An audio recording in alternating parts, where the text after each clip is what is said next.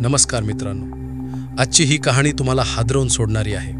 ही कहाणी प्रेम, वैयक्तिक राग किंवा कुटुंबाच्या इज्जतीची नाही। ही कहाणी आहे आजच्या पिढीच्या मनामध्ये वाढत असलेल्या क्रूरतेची। ही गोष्ट आहे एका मुलाने दुसऱ्या एका मुलाचा जीव घेतला, पण फक्त एका क्षुल्लक वादातून। ही घटना आपल्या शिक्षण व्यवस्थेवर, आपल्या समाजावर आणि मुलांच्या मानसिकतेवर एक मोठं प्रश्नचिन्ह निर्माण करते। मित्रांनो, ही केवळ एक बातमी नाही, तर आपल्या समाजातील बिघडलेल्या मानसिकतेचं एक भयानक उदाहरण आहे। आज मी तुम्हाला गुजरातच्या अहमदाबाद शहरात घडलेल्या एका अशा घटनेबद्दल सांगणार आहे जी ऐकून तुमचा थरकाप उडेल। ही गोष्ट आहे 2 शालेय विद्यार्थ्यांची। त्यापैकी एक 10वीत शिकणारा नयन परमार आणि दुसरा त्याचाच कनिष्ठ वर्गमित्र ज्याने नयनचा जीव घेतला। तुम्ही फक्त ही कहाणी ऐका, शेवटपर्यंत ऐका आणि विचार करा की आपली मुलं खरंच सुरक्षित आहेत का। या घटनेबद्दल अधिक तपशील जाणून घेण्यासाठी तुम्ही डिस्क्रिप्शनमधील वृत्तपत्रांचे लेख आणि व्हिडिओ पाहू शकता। ही कहाणी सुरू होते 23 ऑगस्ट 2025 रोजी। शाळेचं नाव होतं ST झेवियर्स हायस्कूल, अहमदाबाद। नेहमीप्रमाणे शाळा सुरू होती।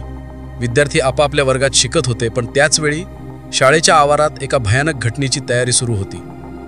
10वीत शिकणारा नयन परमार हा एक साधा, शांत स्वभावाचा मुलगा होता। त्याला अभ्यासाची आवड होती आणि तो एका मध्यमवर्गीय कुटुंबातून आला होता। त्याचा आणि 9वीत शिकणाऱ्या एका मुलाचा, ज्याचं नाव पोलिसांनी उघड केले नाही, काही दिवसांपासून वाद सुरू होता। हा वाद होता एका लहानशा गोष्टीवरून, जो कदाचित मोठा होऊ नये। नयनचा मित्र त्याला सायकलवरून शाळेत घेऊन येत असे, पण त्या दिवशी नयनचा तो मित्र त्याच्या सोबत नव्हता, त्यामुळे नयनला रिक्षाने शाळेत यावं लागलं होतं। याचा फायदा घेऊन 9वीतील त्या मुलाने नयनच्या मित्राला ऑनलाईन चॅटवर मेसेज पाठवून त्याला काय आहे, काय करशील तू, असा धमकीवाजा प्रश्न विचारला। हा मेसेज नयनच्या मित्राने नयनला दाखवला। नयनला हे खूप वाईट वाटले आणि त्याने शाळेत याविषयी बोलायचं ठरवलं। त्याला वाटले की तो शांतपणे या वादावर तोडगा काढू शकेल, पण त्याला माहीत नव्हते की तो मुलगा किती धोकादायक होता। दुसऱ्या दिवशी म्हणजे 24 ऑगस्ट 2025 रोजी सकाळी साधारण 10:30च्या सुमारास नयन परमार त्याच्या मित्रांसोबत शाळेच्या वरांड्यात होता। त्याचवेळी तो 9वीतील मुलगा त्याच्या काही मित्रांसोबत तिथे आला। त्यांच्यामध्ये पुन्हा वाद सुरू झाला। वाद वाढत गेला आणि शब्दांचे रूपांतर भांडणात झाले। नयनने त्याला समजावण्याचा प्रयत्न केला, पण त्या मुलाने अचानक आपल्या बॅगेतून एक धारदार चाकू बाहेर काढला। काही कळायच्या आतच त्याने नयनच्या छातीवर सपासप वार करायला सुरुवात केली। नयनच्या मित्रांनी त्याला वाचवण्याचा खूप प्रयत्न केला, पण तोपर्यंत खूप उशीर झाला होता। नयन रक्ताच्या थारोळात जमिनीवर पडला। शाळेतील इतर विद्यार्थ्यांनी आणि शिक्षकांनी ही भयानक घटना पाहिली। त्यांनी तात्काळ नयनला जवळच्या हॉस्पिटलमध्ये दाखल केले, पण त्याचा जीव वाचू शकला नाही। डॉक्टरांनी त्याला मृत घोषित केले। एका निष्पाप मुलाचा जीव फक्त एका क्षुल्लक वादातून गेला।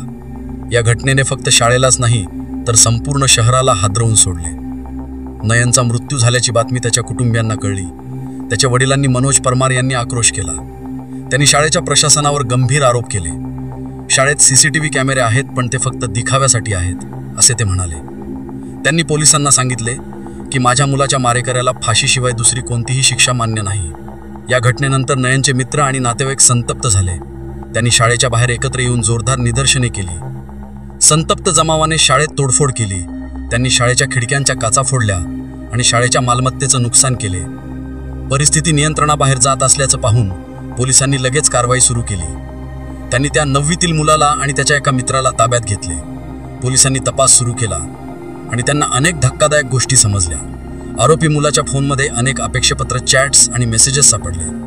त्याने त्याच्या मित्रांना आज बघूया कोण कोणाचा गेम करतो अशा धमक्या दिल्या होत्या। या मेसेजेसवरून हे स्पष्ट होते की हा हल्ला अचानक झालेला नव्हता, तर तो पूर्वनियोजित होता। आरोपीने आधीपासूनच चाकूसोबत आणला होता, ज्यामुळे हे सिद्ध होते की त्याच्या मनात नयनला मारण्याचा विचार आधीपासूनच होता। मित्रांनो, ही घटना आपल्यासाठी एक मोठा इशारा आहे। आपण आपल्या मुलांना काय शिकवत आहोत? फक्त चांगले गुण मिळवणे आणि चांगले करिअर करणे पुरेसे नाहीये। आपण त्यांना माणुसकी, दया आणि शांतपणे वागणे शिकवायला पाहिजे। आजची पिढी खूप आक्रमक झाली आहे। त्यांना लवकर राग येतो आणि ते क्षुल्लक कारणावरून हिंसक होतात। काही दिवसानंतर या घटनेला एक आठवडा उलटलेला नाही, तोच गुजरातमध्ये आणखी एक अशीच घटना घडली। एका 8वीतील विद्यार्थ्याने आपल्या वर्गमित्रावर चाकूने हल्ला केला। सुदैवाने तो विद्यार्थी वाचला, पण या घटनांनी हे स्पष्ट केले आहे की ही एक मोठी समस्या आहे. आपण आपल्या मुलांना एकटे पाठवत आहोत. त्यांना त्यांच्या भावना व्यक्त करण्यासाठी जागा देत नाही. त्यांच्या मनात काय चाललेलं आहे हे समजून घेण्यासाठी आपल्याला त्यांच्याशी बोलायला पाहिजे. तंत्रज्ञानामुळे आजची मुलं एकमेकांपासून दूर गेली आहेत आणि त्यांच्यातील संवाद कमी झालेला आहे. आज नयन परमार या जगात नाही, पण त्याची कहाणी आपल्याला एक मोठा धडा शिकवून जाते. आपल्या मुलांना फक्त चांगले गुण देण्यापेक्षा चांगले माणूस बनवायला शिकवणे अधिक महत्त्वाचे आहे. त्यांना हिंसा सोडून शांतपणे वागणे शिकवले पाहिजे. नाहीतर उद्या आपल्या मुलांसोबत किंवा आपल्या समाजात अशी आणखी एक घटना घडू शकते. मित्रांनो, तुम्हाला ही कहाणी कशी वाटली हे आम्हाला कॉमेंट करून नक्की सांगा. या घटनेबद्दल तुमचे काय मत आहे? जर तुम्हाला हा व्हिडिओ आवडला असेल तर लाईक करा आणि अशा आणखी थरारक कहाण्यांसाठी आमच्या चॅनलला सबस्क्राईब करा. धन्यवाद.